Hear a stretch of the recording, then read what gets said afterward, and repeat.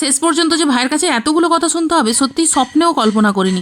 যদিও বা কথা শোনানো কম, আমাকে নিয়ে খিল্লিটা বেশি হয়েছিল। আগে তো ওর সাথে প্রায় 3-4 দিন আমি কথাই বলিনি। যদিও বা ওই 3-4 দিনেও আমার সাথে কম করে 1000বার কথা বলার চেষ্টা করেছে, আমি কিন্তু কথা বলিনি। আমি আমার জায়গা থেকে এক চুলও নড়ি। তো কি হয়েছিল, ওকে আমি হঠাৎ করে একদিন ফোন করে বললাম, কিরে তুই বাড়ি আসবি না? এখন এত কাজের চাপ রয়েছে, আমি কি করে বাড়ি যাব? কিন্তু তুই তো বলেছিলি আগের বারে যে আমি বাড়ি যাব আর তোদেরকে নিয়ে ঘুরতে যাব। অ্যাকচুয়ালি আমি তখনই মায়েদের বাড়ি যাই যখন ওর অফিসের ছুটি থাকে, আর সেই হিসেবে আমি এবারেও গিয়েছিলাম। কিন্তু ওর কিছু একটা ইম্পর্টেন্ট কাজের জন্য ও ওইবার বাড়ি আসতে চায়নি। ওকে প্রায় জোর করেই বাড়ি আসতে বাধ্য করেছিলাম। ভাই তাড়াতাড়ি বেরো, তোকে আজকে সমুদ্রের ধার থেকে ঘুরিয়ে নিয়ে আসবো। সমুদ্রের ধার এখানে কোথায়, চল না তোকে নিয়ে যাব বলে জোর করে ওকে রেডি করিয়েছি, আর তার সাথে আমি আর বাবু বাইক নিয়ে প্রায় আধ ঘন্টা এদিক ওদিক ঘুরে রাস্তার লোককে জিজ্ঞাসা করে অবশেষে যদিও বা জায়গাটায় পৌঁছাতে পারলাম, জায়গাটা আমি আর চিনতে পারলাম। আগেরবার যখন এসেছিলাম প্রায় সমুদ্রের মতো জল থই থই করছিল, দারুণ সুন্দর লাগছিল। আর এবারে গিয়ে দেখি পুরো শুকনো হয়ে সেখানে হগলা গাছ হয়ে গেছে। নদী তো পুরো শুকনার, সেই নিয়ে আমার ভাই আমাকে এত কথা শুনিয়েছে যে